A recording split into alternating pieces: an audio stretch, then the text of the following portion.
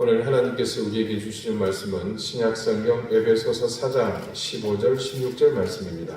신약 313쪽입니다.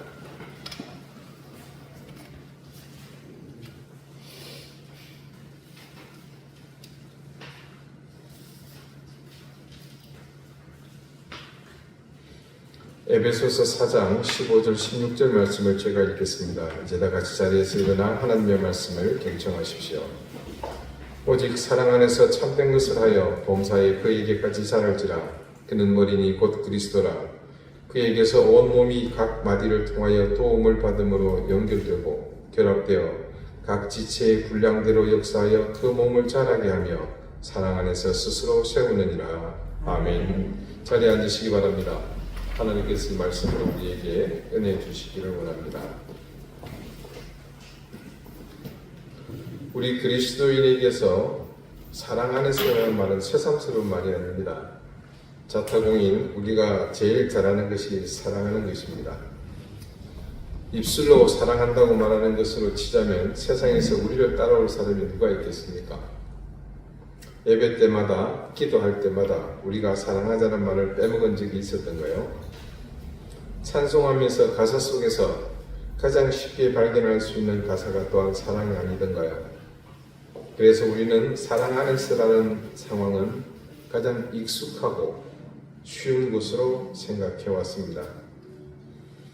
그런데 오늘 말씀은 조금 특별한 한 가지가 더 있습니다. 오늘 본문 15절을 보십시오. 오직 사랑 안에서 그 다음에 이어지는 말씀이 있습니다. 참된 것을 하여라는 말씀입니다. 여기서는 그러니까 주가 사랑이 아니고 참된 것을 하는 이것이 주입니다. 이 말씀을 따르자면 사랑은 참된 것을 행하는 보조수단으로 나타납니다. 결론적으로 참된 것을 하는데 무엇으로 하라는 겁니까? 오직 다른 것 말고 사랑 안에서만 하라는 겁니다. 그렇게 보면 사랑 안에서 참된 것을 하여 나타나는 결과가 있습니다. 그것은 우리가 앞서 보았던 장성한 분량에 충만한 데까지 이르게 될 그것, 바로 그리스도입니다.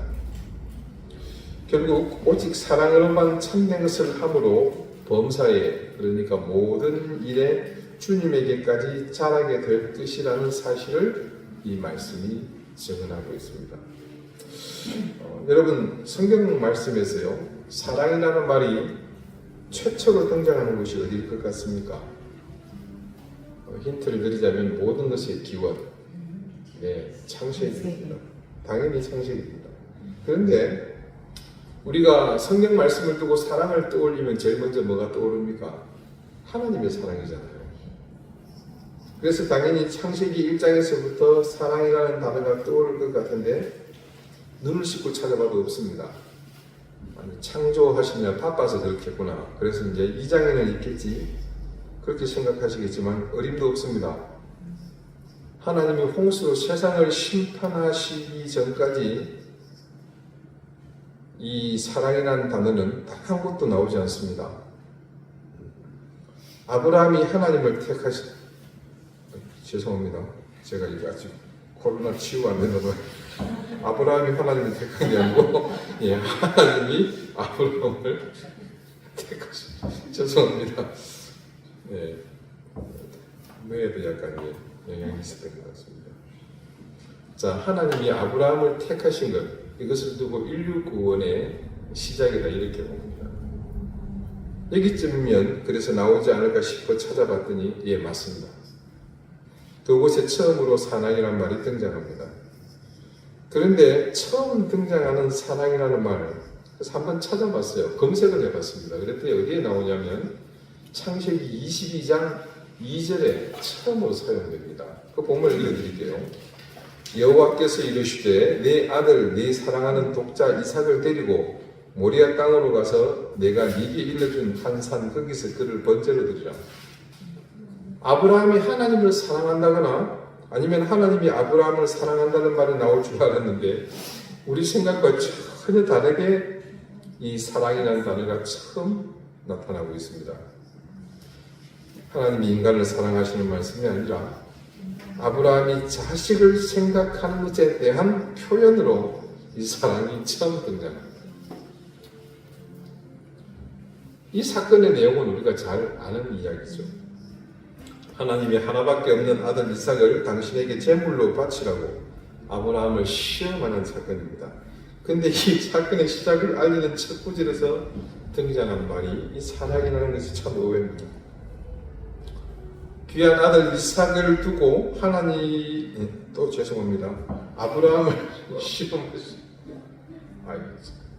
아브라함을 시험하신 하나님을 시험하신 게 아니고요. 아브라함을 시험하신 이 사건에서 관심을 가지는 주제는 우리가 아는 것처럼 아브라함이 아들을 사랑하는 것과 하나님의 계명을 지키는 것 중에 더 무게를 어느 곳에 두는지 그 사실을 시험하신 것 아니겠습니까? 자, 한번 생각해 봅시다. 우리 매주 생각 한 번씩 하죠.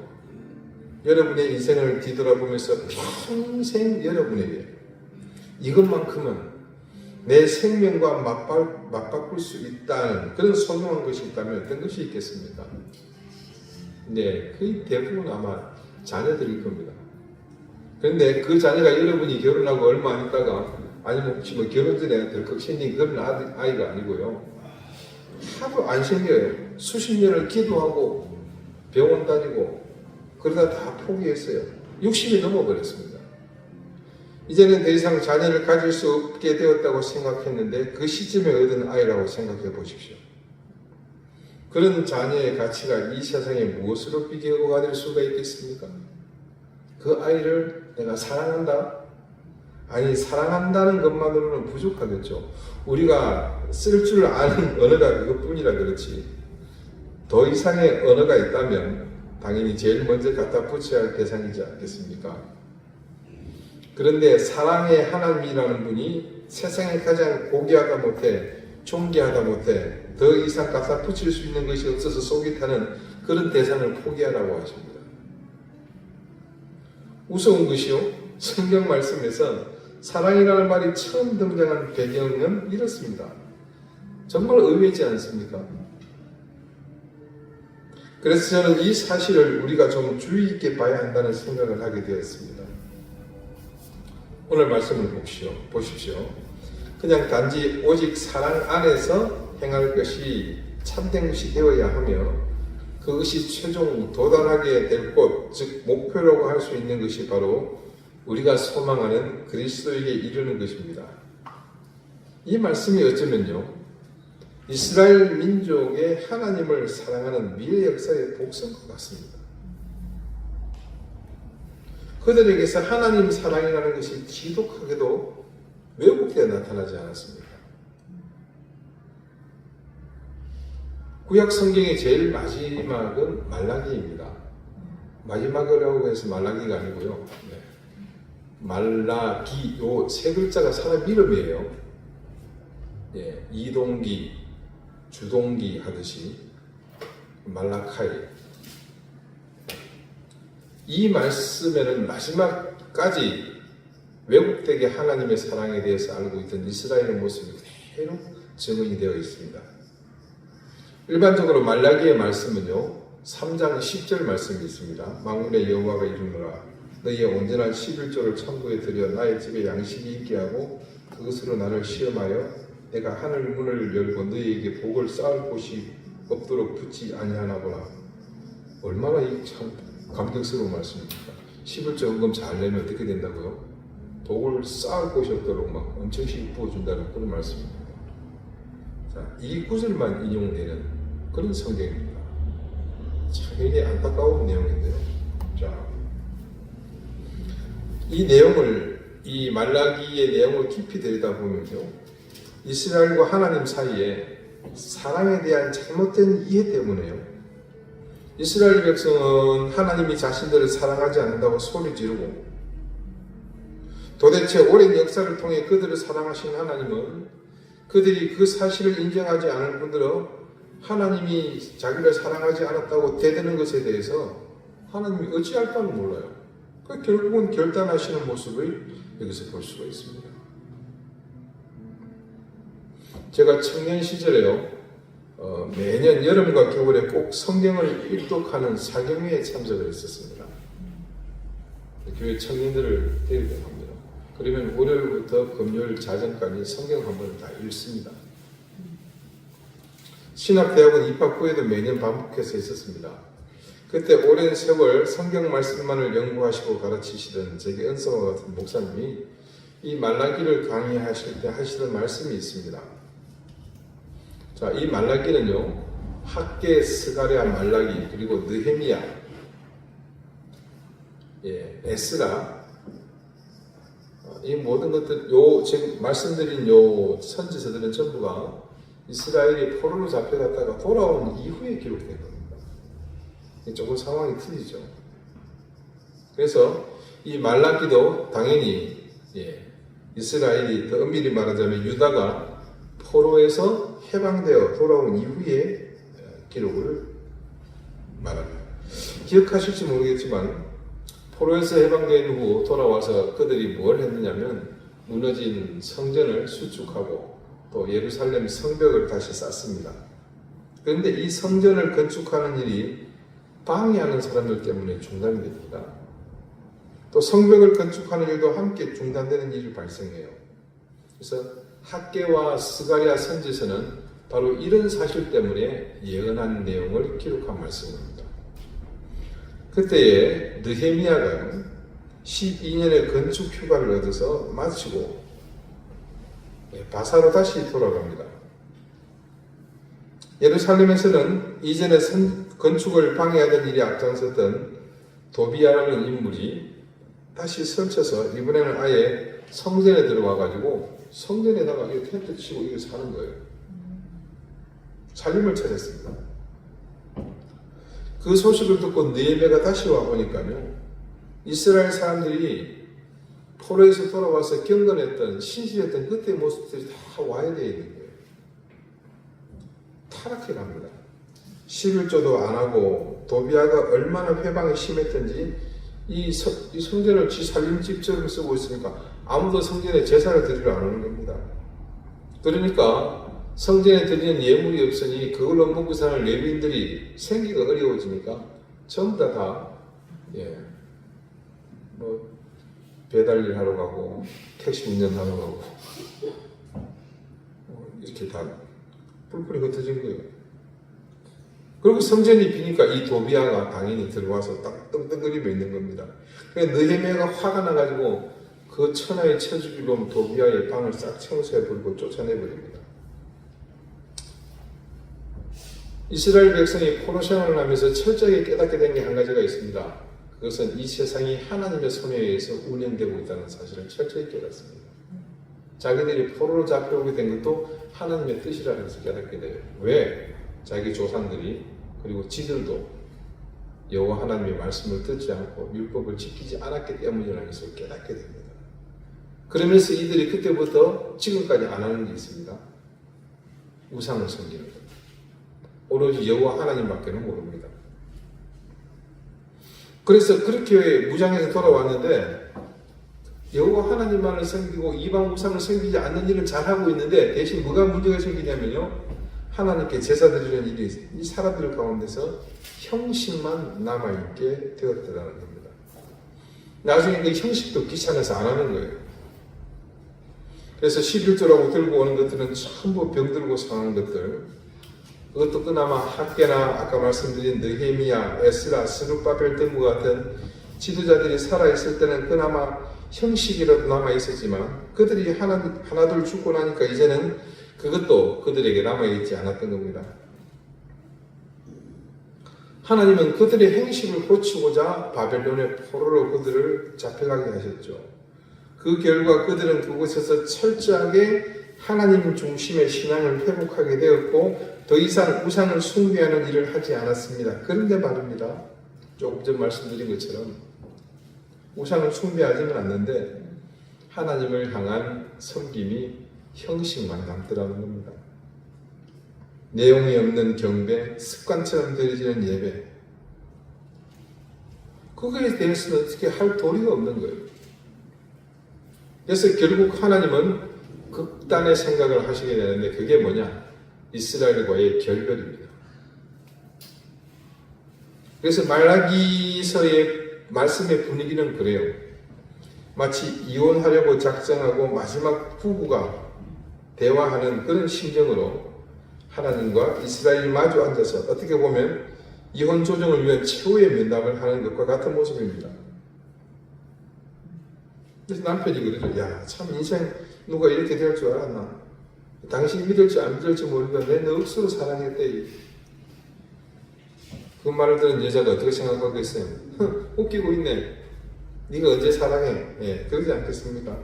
당신이 나를 사랑해? 웃기는 소리 하지 마. 구체적으로 나를 어떻게 사랑했는데? 아시겠지만 남자는 하나님이고 여자는 이스라엘입니다. 이렇게 따지니까 하나님이 황당해서 대답을 제대로 못하시면서요, 우물쭈물 하시면서 하시는 말씀이 말라기 처음에 나옵니다. 내가 에서를 사랑하지 않았고 야곱을 사랑했고, 좀 모순이잖아요, 그죠? 이스라엘 백성이 하나님이 장자를 통해서 이어져 오는데 이 족보가 그게 아니라는 거죠. 말씀꾸리 야곱을 하나님이 더 사랑하셨잖아요. 그래서 그 민족이 되었지 않습니까? 에돔족 속은 버려졌고.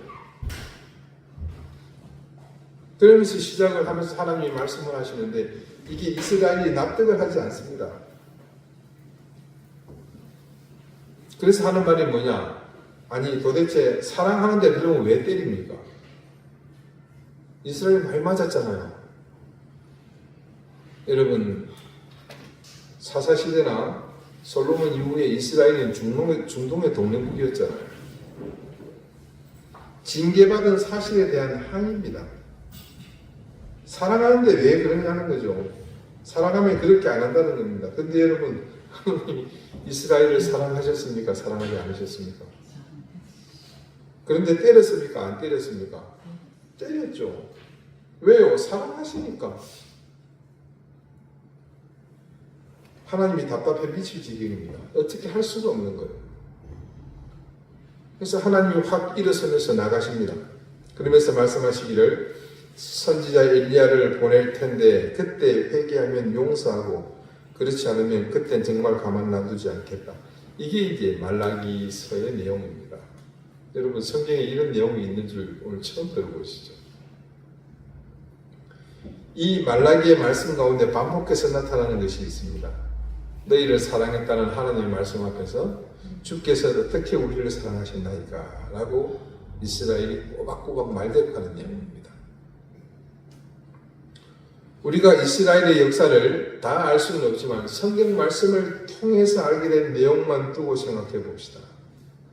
아브라함으로부터는 1500년 동안, 모세로부터 1000년 동안을 정말 1000년을 하루를 1000년같이 속을 썩이고 애를 먹이지 않았습니까?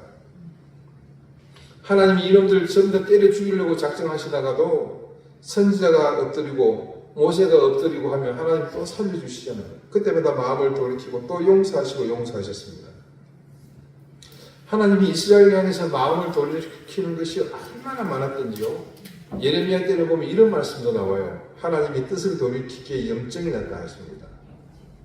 그런데 기껏 한다는 말이 그래도 내가 너희를 사랑했다고 하는 데다가 대고는 주께서 어떻게 우리를 사랑하셨나이까 라고 바닥바닥 대들듯이 말하니까 하나님은 죽고 싶은 마음밖에 없을 거예요. 그래서 나중에 결국 하나님이 죽잖아요. 여러분 십자가에서 죽으시잖아요. 말라기를 통해서 느끼는 것은 하나님이 이스라엘의 이런 태도와 대답에 대해서 정말로 심각한 상태에 빠졌다는 겁니다.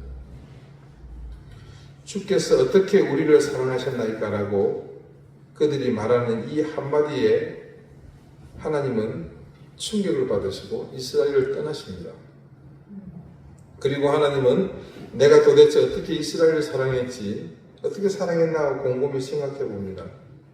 그리고 그들이 어떻게 주께서 우리를 사랑하셨습니까? 라고 묻는 그 물음에 대한 대답할 말을 준비하는데 400년의 시간이 걸립니다.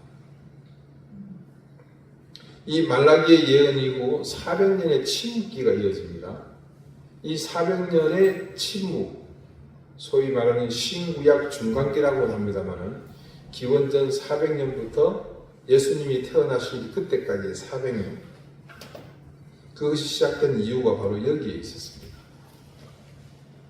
그 침묵의 400년을 깨뜨리는 역사가 바로 조금 전 말씀드린 것처럼 하나님이 인간의 모습으로 이 땅에 오신 사건, 바로 이른바 성육신, 성탄입니다.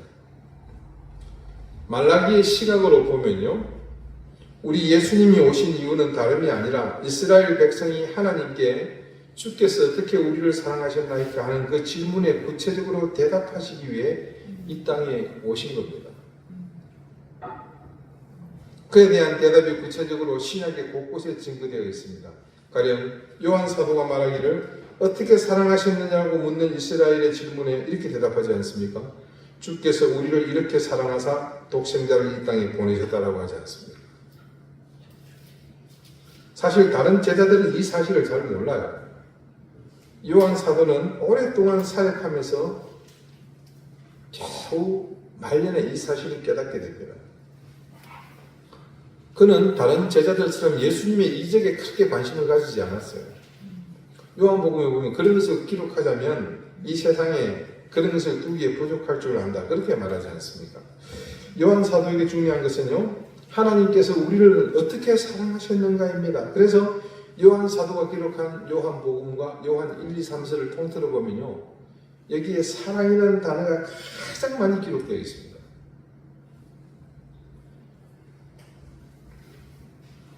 요한복음의 기록에 따르면 다른 제자들은 기억하지 못하는 예수님의 사랑하시는 방법이 기록되어 있는 것을 볼 수 있습니다. 예수님이 자기의 때가 다 되어서 아버지께로 갈 때가 이른 줄 아시고는 자기 사람들을 사랑하시되 끝까지 사랑하시니라. 만찬 후 마지막 밤에 예수님이 말씀하시잖아요. 사람이 친구를 위해서 목숨을 버리면 이에 더 큰 사랑이 없나니. 그리고 예수님이 친구라 하시잖아요. 그리고 그들을 위해서 죽으시잖아요. 내가 너희를 사랑한 것 같이 너희도 서로 사랑하라. 그렇게 주님이 어떻게 사랑했는지를, 어떻게 사랑할 것인지를 가르치시고 떠나고 많은 세월이 흐른 뒤 이 요한이 말년에 기록한 서신에는요, 온통 사랑의 메시지만 남기게 됩니다. 요한에게 이제 다른 이야기는 없어집니다. 단지 하나님이 우리를 어떻게 사랑했는가만을 기록합니다. 요한은 한마디로 결론을 내리죠. 하나님은 사랑이시다. 바로 이 한마디. 요한이 어느 날 갑자기 하나님이 사랑이라 결론을 내린 것이 아닙니다. 창조로부터 지금까지 하나님이 존재하신 방식이 바로 사랑이었다는 사실을 깨닫고 나서야 그렇게 말할 수 있었던 겁니다. 여러분, 하나님이 사람을 지으신 목적이 뭐라고 배웠습니까? 이 요리문답의 제일 첫 질문이라고 했었죠. 그때 그 질문에 대한 대답을 우리는 모두 기억하고 있습니다. 사람을 지으신 목적은 영원토록 그를 즐거워하며 영광을 받으시기 위해서. 그게 사람을 지으신 목적이라고, 만드신 목적이라고 배웠습니다. 그런데 하나님의 말씀을 기록한 성경을 읽다 보면요, 교리적으로, 율법적으로, 신학적으로, 구조적으로 그것이 맞는 말이긴 하지만 뭔가 조금 부족하다는 것을, 그런 생각을 지울 수가 없습니다. 그 이유를 결국 하나님의 사랑 앞에서 발견하게 되는데, 그것은 하나님이 사람을 만드신 목적이 외형적으로, 구조적으로 영광을 받으시기 위한 것이 맞지만, 그것은 하나님은 우리에게 영광을 받으시는 대신 우리를 사랑하시려고 만드셨다는 사실에 더욱 무게가 실립니다. 하나님이 내가 너희를 사랑하기 위해 만들었다? 여러분, 그런 말씀은 없지만 우리가 그 사실을 말씀을 통해서 분명히 알 수 있잖아요. 우리 좀 전에 히트했던 영화 헤어질 결심인가 보셨나요? 거기 보면 그거 나오잖아요. 여자 주인공이 남자를 위해서 희생하죠. 결정적인 계기가 뭐였습니까? 그 전화기에 기록된 녹음된 음성이죠. 그게 뭐길래 그러냐고 물어봤더니 그게 당신이 나를 사랑한다는 말이 있기 때문에 위험해서 그랬다. 근데 정작 들어보면 거기에 자기를 사랑한다는 말은 단 한마디도 없습니다. 남자 그걸 깨닫기에 시간이 걸리죠. 뭡니까? 그 여자를 사랑하기 때문에 했던 말들, 그것이 사랑한다는 의미를 그제야 깨닫게 되죠. 자, 우리가 하나님의 말씀을 읽다 보면 하나님이 내가 너희를 사랑하기 위해 만들었다, 그런 말씀을 어느 곳에도 하시지 않지만 우리는 그것을 깨닫게 되죠. 하나님이 남자를 창조하시고 바로 여자를 함께 창조하신 것이 아니죠. 기다리셨다가 남자의 몸에서 여자를 만드셨습니다. 그리고 새로운 생명도 그 남자와 여자가 서로 사랑의 결과로서 태어나게 하셨습니다. 하나님이 사랑하시는 대상이기에 그 인간이 아무렇게나 그렇게 쉽게 만들어지는 것이 아니었습니다. 인간의 모든 관계 속에는 바로 이런 사랑의 모습들이 모두 나타나 있습니다. 어느 곳에든지 하나님의 사랑을 발견할 수 있도록 그렇게 만들어졌기 때문입니다. 그래서 우리는 사랑이 무엇인지 묻는 물음에 단 한 가지의 대답만 나오지 않습니다. 수많은 관계 속에서 사랑에 대한 대답이 나오잖아요. 자, 사랑이 무엇입니까? 사랑이 무엇냐고 물으신다면 우리도 그 질문에 대답해 봅시다. 눈물의 씨앗이라고 말하겠어요. 사랑은 관심입니다. 이해하는 겁니다. 영어로 이해한다는 말이 뭐죠? understand죠. 거꾸로 쓰는 거 아닙니까? 아니고요, 낮은 곳으로 내려가 보는 겁니다. 책임지려는 마음입니다. 지금은 책임을 지는 사람들이 없죠. 존중이 여기는 겁니다. 희생입니다. 나를 희생해서 상대방의 필요를 충족시켜주는 것. 함께하고 싶은 마음입니다. 주는 겁니다. 끝까지 믿는 마음입니다. 온유한 것입니다. 함께 즐거워하는 것입니다. 섬기는 마음입니다. 죽음보다 강하고 피보다 진한 것입니다. 여러분 어떻습니까? 한 12가지 정도 예를 들었는데 이 중에 하나라도 여러분이 직접 행하신 것이 있으십니까? 적어도 하나라도 하면서 우리는 사랑한다고 말해야 합니다. 우리는 사랑이라는 이 고결하고도 엄숙한 단어를 너무 값싼 언어로 만들면서 살고 있습니다. 성경 말씀 어디에도 우리가 이 사랑을 함부로 쓰고 말해도 된다고 말하는 곳은 없습니다. 우리의 입술을 통해 사랑한다는 말이 나올 때는 적어도 그 사랑에는 불신자들은 담지 못하는 많은 것들을 담은 그 무게를 느끼면서 사랑한다고 말해야 할 것입니다. 오늘 바울은 교회를 정의하는 이 에베소서의 말씀 가운데 사랑이 가져야 할 본질적인 가치가 될 중요한 한 가지를 우리에게 제시하고 있습니다. 그것은 참된 것을 행하여 범사에 그리스도에게까지 자랄 것이 이루어져야 할 바탕이 바로 이 사랑 안에서라고 했습니다. 이제 다음 주 16절을 중심으로 다시 살펴보겠습니다만 오늘 16절 말씀을 봅시다. 그렇게 함으로 종국의 그 사랑 안에서 온전한 것을 세워나갈 것이라고 합니다. 여러분 뭘 세워나갈 것 같아요? 무엇을 가리키는 겁니까? 그렇습니다. 바로 교회가 나아갈 방향을 제시하고 있는 겁니다. 우리는 교회 안에 가장 많이 넘쳐나야 할 것이 사랑이라는 사실을 누구보다 잘 알고 있습니다.